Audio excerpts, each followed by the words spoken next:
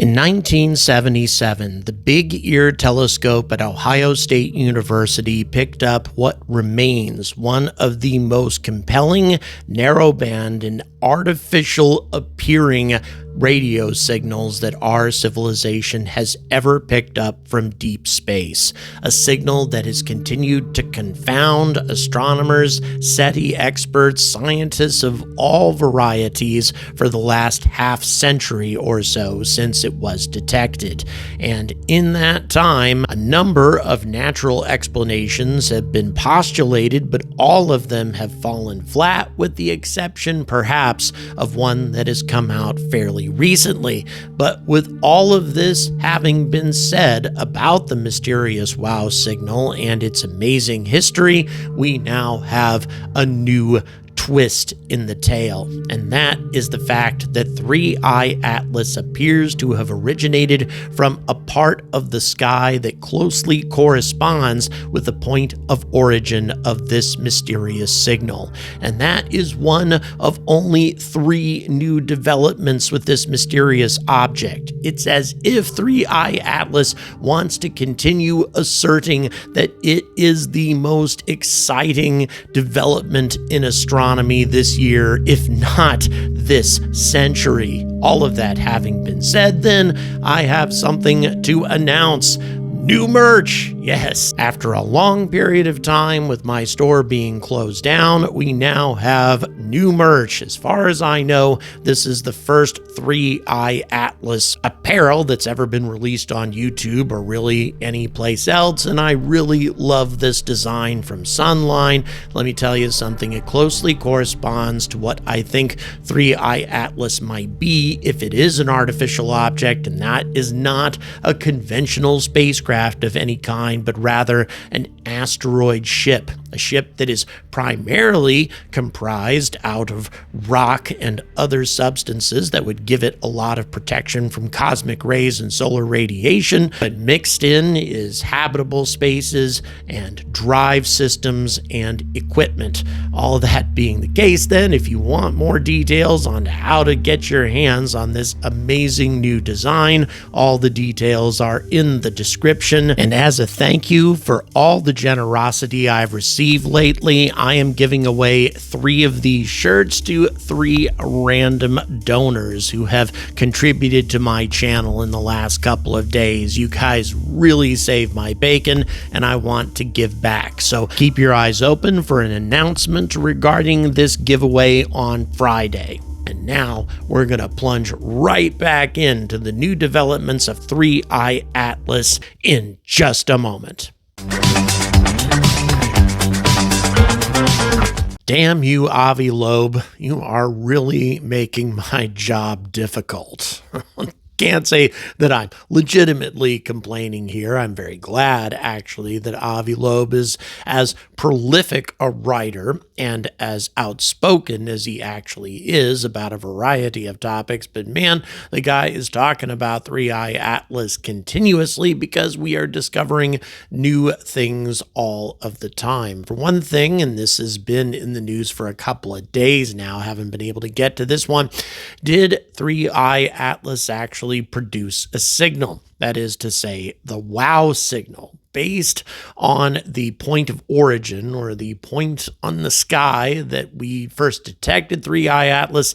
It's possible that the WOW signal of 1977 may have originated with this same object. The separation is just a few degrees of right ascension and declination. Granted, a considerable distance, but not something that would be overwhelming for an object like 3I Atlas, assuming that it's an artificial object capable of maneuvering.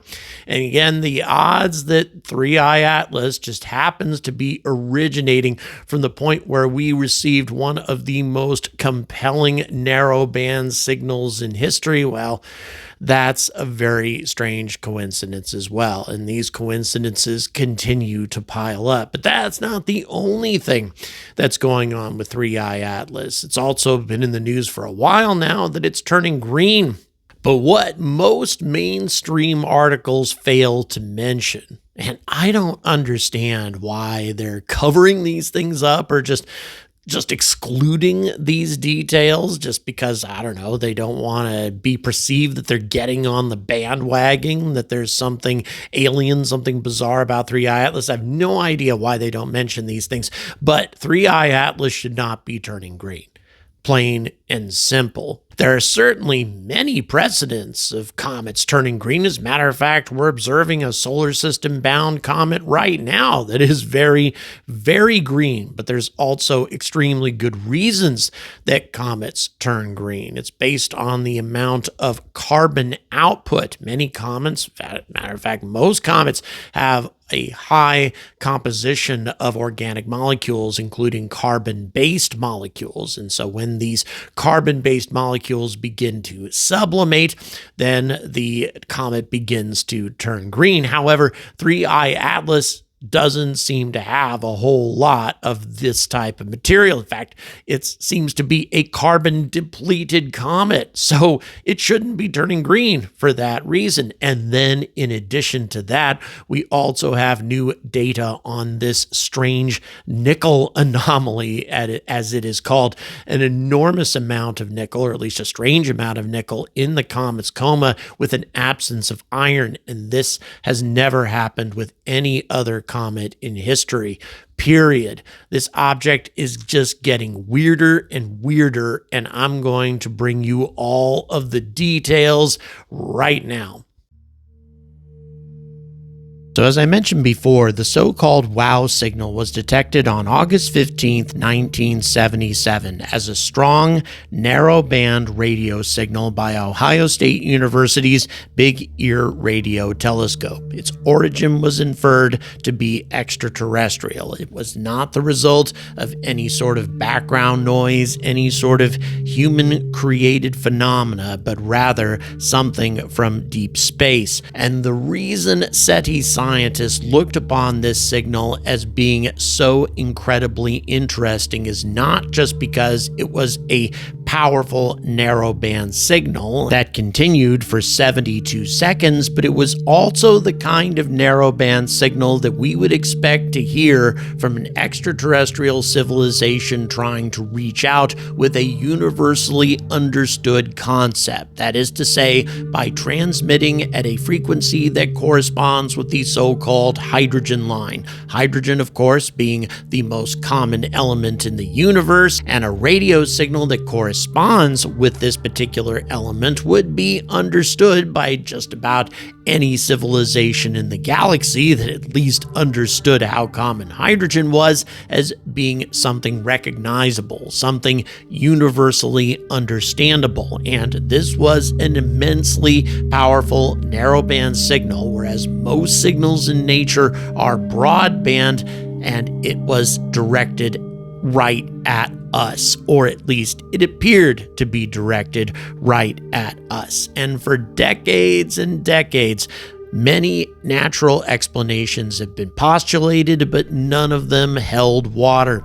And in the end, the WOW signal remains one of the most compelling extraterrestrial signals that we have ever received that may indeed have come from an intelligent civilization. But unfortunately, this signal never repeated. And as far as SETI is concerned, for a signal to be valid, it has to repeat. And many attempts were made to listen for the mysterious signal again.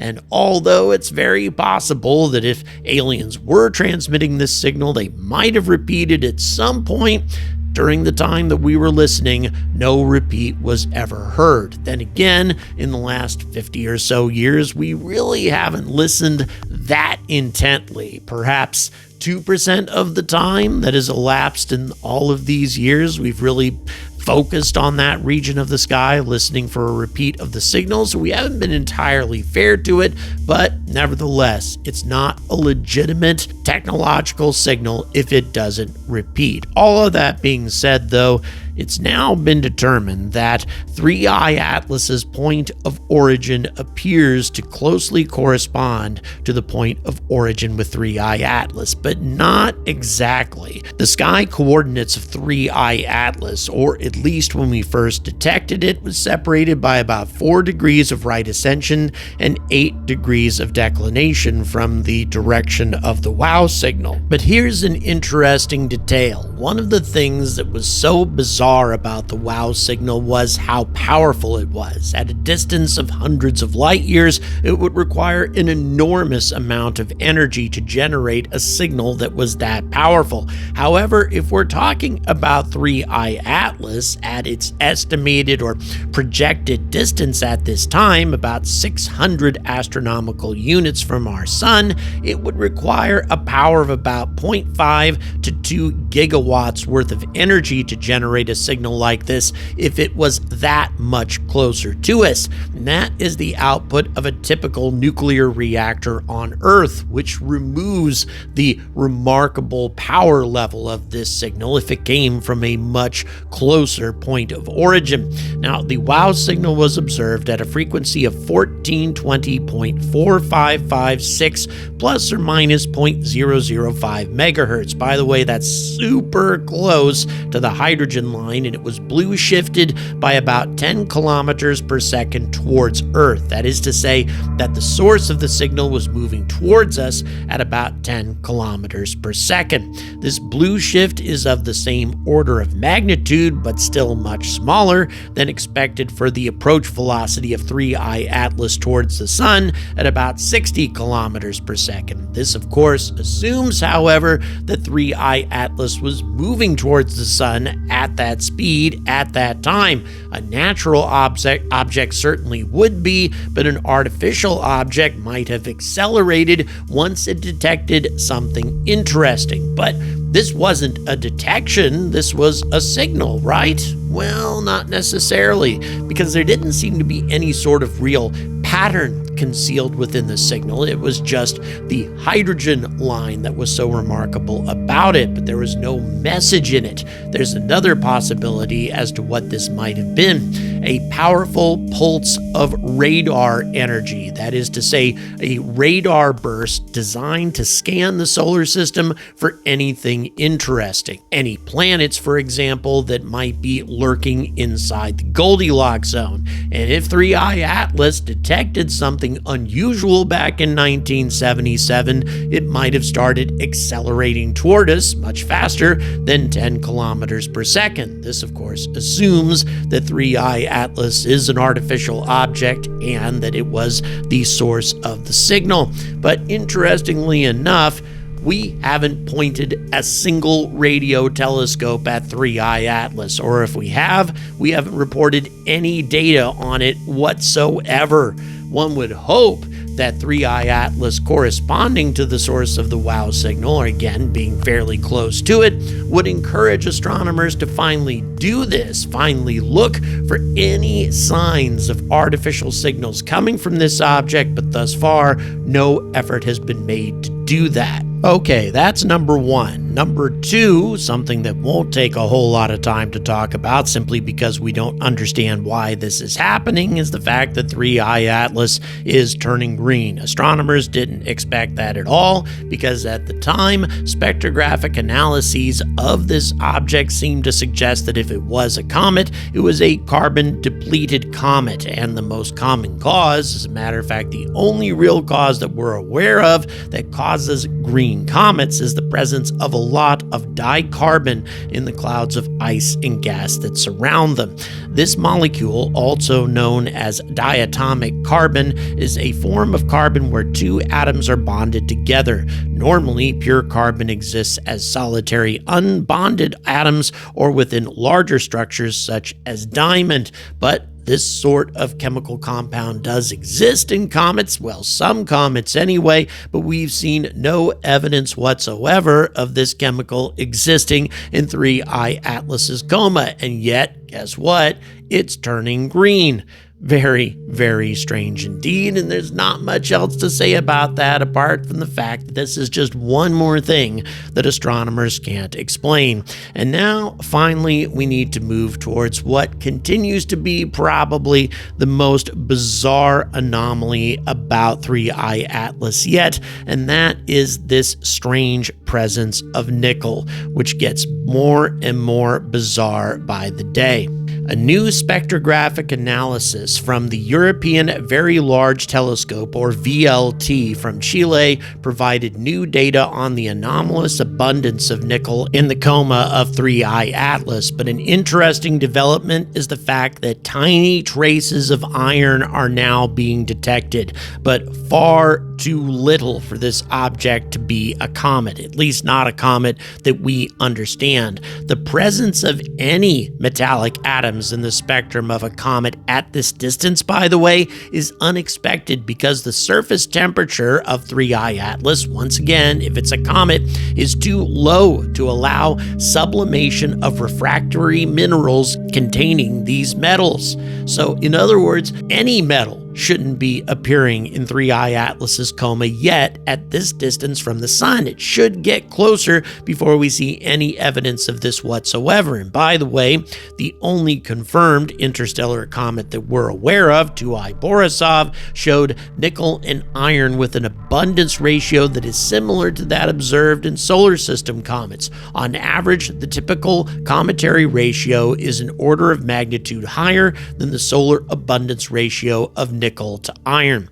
The new data on 3I Atlas covers 6 time bins at heliocentric distances ranging from 3.14 to 2.14 astronomical units. Nickel was detected at all times, but iron was only detected and in trace amounts at heliocentric distances smaller than 2.64 astronomical units. Altogether, 3I Atlas shows a high production rate of nickel atoms as well as a high nickel to iron ratio, making it exceptional when compared to any other comet that we have ever observed. In conclusion, the authors write, quote, "At the distances at which comets are observed, the temperature is far too low to vaporize silicate, sulfide, and metallic grains that contain nickel and iron atoms. Therefore, the presence of nickel and iron in this cometary coma is extremely puzzling." 3I Atlas, which is also a carbon-depleted comet, which I mentioned before, exhibits extreme properties in the early phases of its activity with regard to production rates and abundance ratios of nickel and iron. Once again, very little iron is being detected, period, but nevertheless, there should be no iron in the coma at this point at all, and certainly not all of this nickel. In my opinion, this suggests artificial activity far more than natural activity. Artificial activity that's leaving behind tailings or waste products as new metal is being manufactured, perhaps to patch up damage or repair a radiation shield, something along those lines. But the fact remains that we shouldn't be seeing metal at all in 3I Atlas's coma, and yet there it is. So this is night 3 of the IAC conference, and let me tell you something, I have so much to bring you folks. I have had opportunities to interview so many leading forces in spaceflight today. For example, Lockheed Martin and also Varda, just a wide variety of companies that are really leading the charge in private spaceflight, really transforming spaceflight as we understand it and making it a lot more than just the product of extremely wealthy governments or governments with a hell of a lot of money making a national space center or a national space program. There's a lot more private spaceflight going on today, and that is just going to continue to expand exponentially as time goes on. I have a lot of stuff to bring you folks as far as that's concerned, a lot, as well as a lot of new technology. But at the same time, 3-Eye Atlas is such a remarkable object, such a remarkable event in the history of astronomy. I'm not going to overlook that. I'm not going to delay more up-to-date news about this object as it continues to get stranger and stranger. When it comes right down to it, just the things that we have discussed tonight alone, just the strange abundance of nickel, that is just a bizarre anomaly that no one can really explain. Again, it shouldn't be happening at all, as we saw in the video. There shouldn't be a production of metallic atoms at all coming off of this comet, because you shouldn't get sublimation of these types of atoms at this cold temperature. It hasn't gotten close enough to the sun for these things to be happening, and even if it was close enough, we should be getting nickel and iron, not just nickel. Again, this strongly suggests some sort of artificial production of perhaps a nickel-based alloy going on this object, which is obviously artificial as opposed to anything natural. And then the strange greenish color of 3-Eye Atlas, another bizarre anomaly that currently astronomers cannot explain. And then finally, of course, the strange coincidence that this object happened to originate from a point that seems to closely correspond, not exactly correspond, but correspond to the location of the mysterious WOW signal. Now, this one I think is a little bit more far-fetched than the rest of the coincidences out there, because a recent pretty compelling natural explanation for the WOW signal has been put forward, and I find it to be pretty compelling, really, when it comes right down to it. Because, again, keep in mind, this is a narrow band, extremely powerful radio signal that happened to correspond to the hydrogen line as far as its frequency was concerned. In theory, something that we would expect from an alien civilization trying to send out a universal signal that everybody would understand. Hydrogen, of course, being the most common element in the universe. However, coincidentally, there is a hydrogen cloud that appears to exist between the source of the radio signal and us. And this is a cloud of hydrogen that just happens to be moving toward us at roughly the same speed as the source of the signal was moving. Again, it would make perfect sense that some sort of natural, powerful narrowband radio signal, say a pulsar, magnetar, something along those lines that tend to send out these blasts of narrowband radio energy passing through this hydrogen cloud as it's moving toward us at about 10 kilometers per second, that would create the WOW signal, at least according to this explanation. Now, there are some significant holes in this theory, and there are many astronomers who continue to think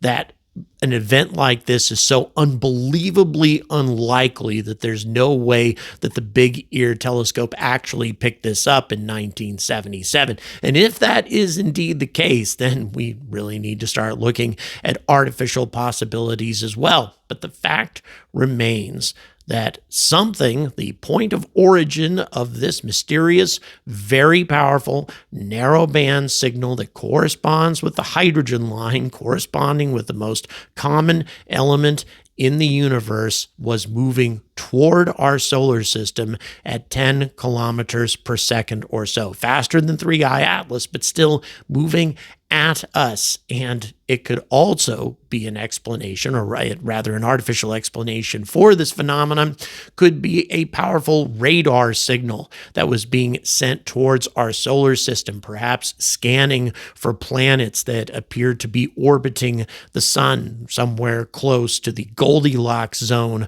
of our particular star. And at the same time, the signal was also sent out at a frequency corresponding with hydrogen to see whether or not somebody would reply. And of course, we never did reply, nor did the signal repeat. But once again, how would an alien civilization know that the prerequisite for them being recognized as being an intelligent civilization is that they have to repeat their signal? Because after all, we've never done that. Why should they? Thank you very much for watching. Please don't forget to like and subscribe. I will keep you up to date on all of the new developments with 3i Atlas. There's a lot of new things to discuss in regards to all of that, but at the same time, so many amazing things that I have learned at this conference, and I couldn't have attended it without you. So I will make sure that you are kept up to date on all of that as well, because let me tell you something, I got a lot more out of this conference than I thought I was going to get, and I am super excited to bring all of it to you. Thank you very much for watching. Until next time, stay angry about space.